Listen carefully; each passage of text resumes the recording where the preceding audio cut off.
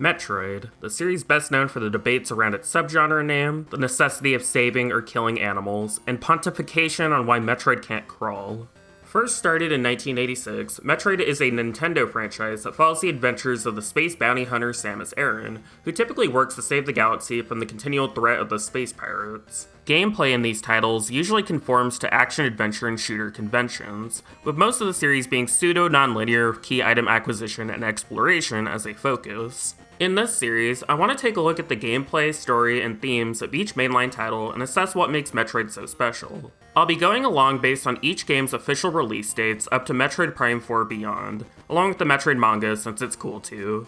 While I won't really be talking about spin-offs, I have also played those and will bring up details from them when necessary. Without further ado, let's get into the original game on the NES. Through research, I've read quite a wide swath of opinions on it, ranging from thinking it's irredeemably bad to actually holding up fairly well. While I'll throw my hat into the ring in just a moment, it's important to apply some context as to why the game turned out the way it did.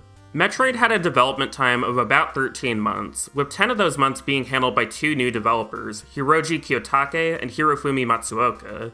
Due to their relative inexperience, the last 3 months required the mass mobilization of Nintendo R&D 1 to help salvage the project in time for the release date, with contributions coming from everyone in the department, but most especially Yoshio Sakamoto and Hirokazu Tanaka. Before the other team members were involved, only the core engine was complete, referring to the loading between areas and the basics of Samus and the enemy's movement. Backgrounds were extremely basic and repetitive, and perhaps most notably, the concept of collecting items in order to progress didn't exist yet. Sakamoto was the person who led things in that direction, specifically wanting to design a game about exploring a dungeon looking for power-ups. It can be reasonably inferred that Sakamoto was inspired by The Legend of Zelda, which also features collecting permanent upgrades for progression.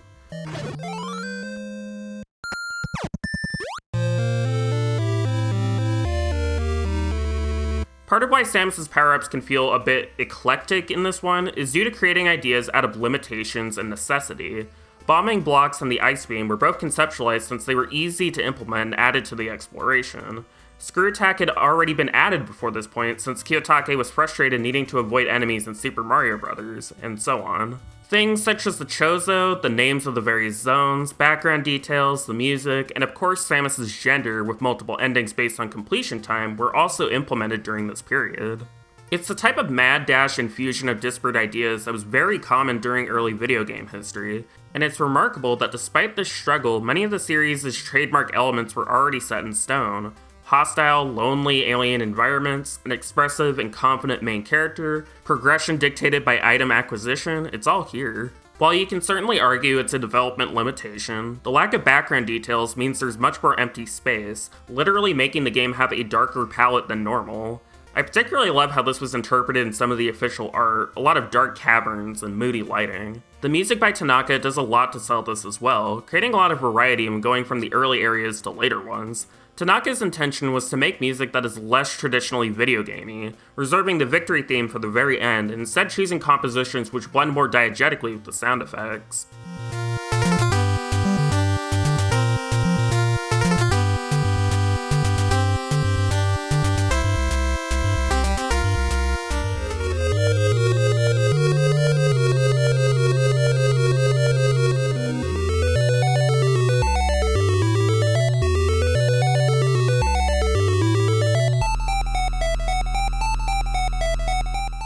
While we're at it, let's briefly touch on the game's story, with most of it being in the manual. Basically, Samus is a bounty hunter who is assigned by the Galactic Federation to take on this mission due to the threat to the galaxy the space pirates possessing Metroids poses. As was common for the time, things are fairly broadly sketched and you're meant to fill in the blanks yourself as you play. One can assume that Samus, as this third party to the conflict, is uniquely suited to handle this, and considering the way in which power-ups are mostly contextualized by strange bird statue rooms tucked away in corners of the planet, we can even assume that Samus already has some familiarity with Zebes, and thus only minimally equipped herself under the expectation she could find better gear than what the Federation may provide. Now, obviously the setting was inspired the most by Alien, with this dragon fella Ridley being named after Ridley Scott, but we can read a mash of other influences here, such as Star Trek with the Galactic Federation, maybe even the reveal of Samus being a girl coming from Return of the Jedi's reveal of Leia. As an aside, the idea of Samus being a girl was always intended as a surprise, and so the manuals in both English and Japanese use masculine pronouns for Samus to facilitate that. Right here in the Japanese manual describing Samus' skills, the character Kare is used, with the furigana disambiguating the meaning to only be he, him in third person. Dropping the subject is more common in Japanese than English, so the specification of which pronoun to use for Samus here is a pretty obvious misdirection.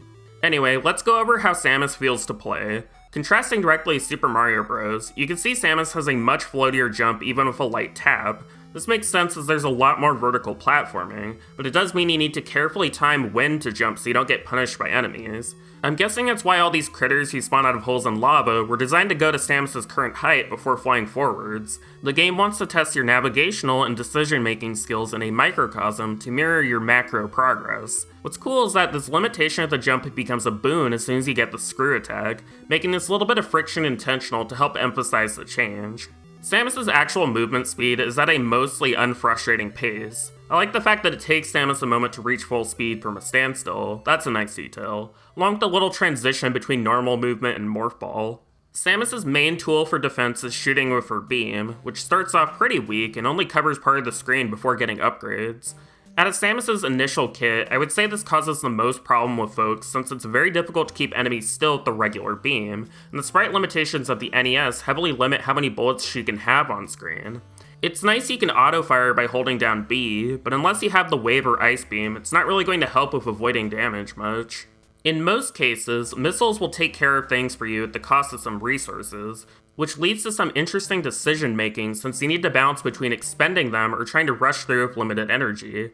I think this lends itself well to the game's pseudo-horror atmosphere, and it's one of the rare few games in the series where Morph Ball bombs are actually super useful for short enemies since Samus can't aim downwards or crouch. Keep in mind, this game predates titles like Castlevania or Mega Man 1. There wasn't really that much the designers could draw on as examples of how to create these mechanics, and I think they overall did a decent job of what they had. That said, where things take a turn for the worse comes down to the scarcity of energy pickups unless you farm for them or pick up an E-Tank. There is some logic to this with stronger enemies giving a larger amount of health and ammo, and due to there being more E-Tanks in the world than Samus can carry normally, it becomes optimal on replays to delay collecting certain tanks until you need a full recharge. I can understand the intentions with this system, and I like that it places some emphasis on routing and decision making, which later titles lost with full energy recharges, but it's definitely frustrating to die and restart with only 30 energy, particularly in later stage areas where it becomes nearly impossible to get recharges without backtracking.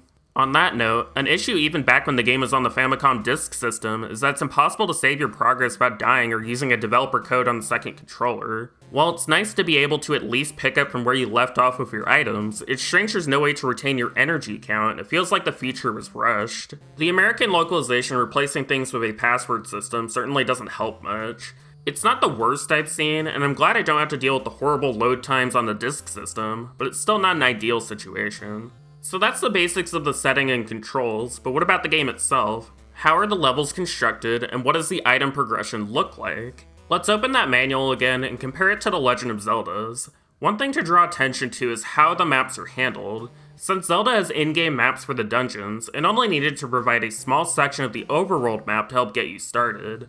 By contrast, Metroid's map is much more vague, giving you the basics of where to go and why, but no details.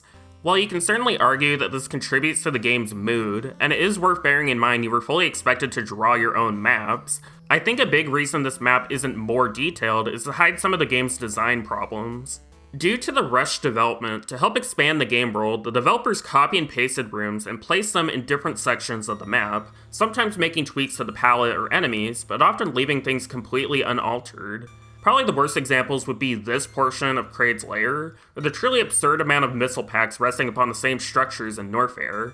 No joke, 12 different map squares are just these missile pack structures, with only one having any differences at all. This is a big problem that I'll explore further later, but I don't want to come across like there's no intentional or interesting design here, so let's just take things slowly. Let's start with, well, the start, where you can run right like you're playing a Mario, only to reach a dead end, forcing you to double back and collect the Morph Ball in order to traverse small tunnels. Notably, the game doesn't influence you one way or the other on where to go before this. The first screen is perfectly symmetrical and Samus stays facing the player until you press a direction.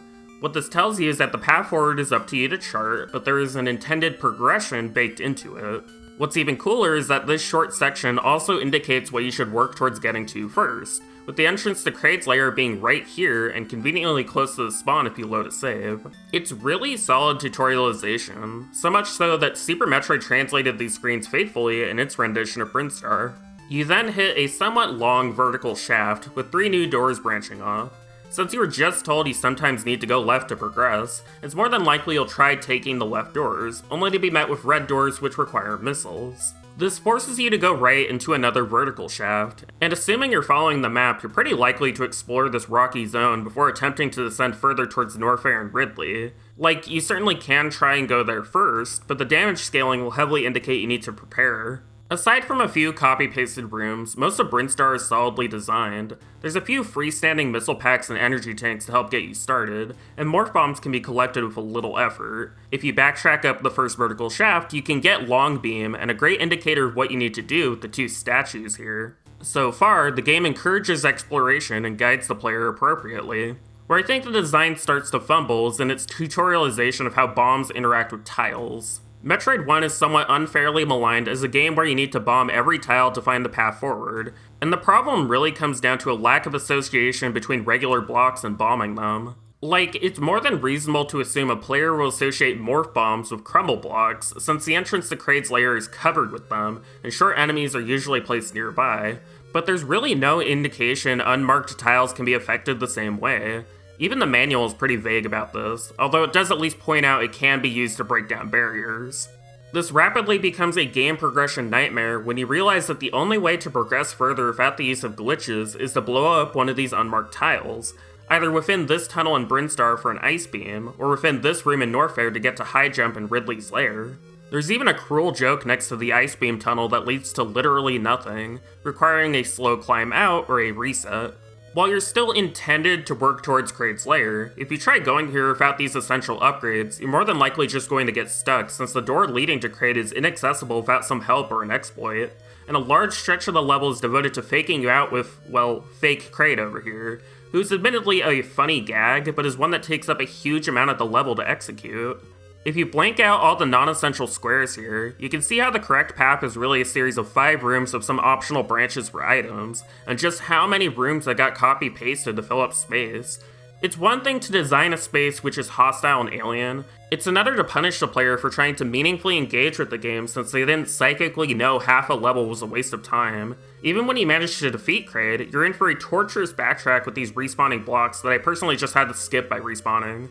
It reminds me a lot of the troll design decisions in like Wizardry or something, although at least there you kind of know what you're getting into with all the teleports and one-way doors and whatever. They don't lure you in with cutesy artwork and a promise of a fun time, you're there to be tortured. Speaking of torture, Norfair has many of the same problems as Kraid's lair, although mercifully they kept fake Ridley dummied out in the code so you don't waste time fighting him too. It's by far the game's longest segment, with copy-pasted rooms pretty much everywhere, and the main path to progression being behind this unmarked tile that I was talking about before. This one block is the source of many people completely dropping the game out of frustration, which is really unfortunate since I actually think if you can get past this, you enter some of the game's best sections. Ridley's lair is a much more straightforward experience, with the design cleverly using false blocks and long falls to slowly funnel you towards him. While there's still some repeated room layouts, for the most part they're used as extensions of existing rooms to provide a focused, singular challenge, rather than padding out the area of 5 places that look the same. After this is Torian, where again the more linear and straightforward design leads things to feeling a lot more memorable. Both the Metroids and Mother Brain do a good job testing your navigational skills rather than just being missile spam. Honestly, if the game had been given more time, I imagine a lot of areas would be designed this way, but at least the bits we got are good.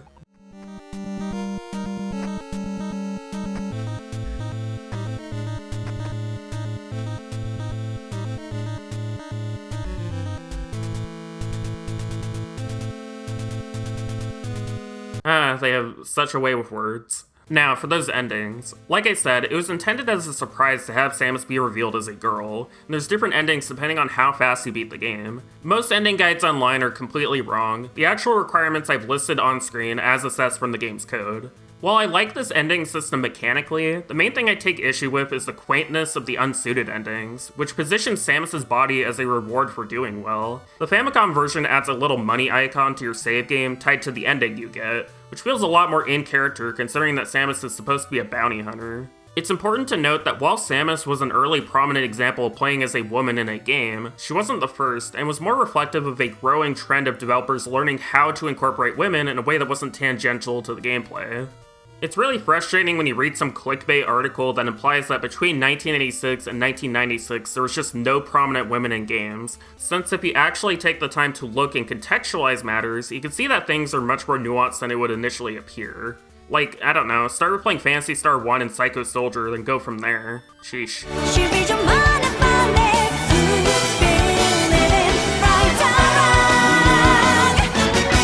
Overall, Metroid 1 is a shaky but good start to the series.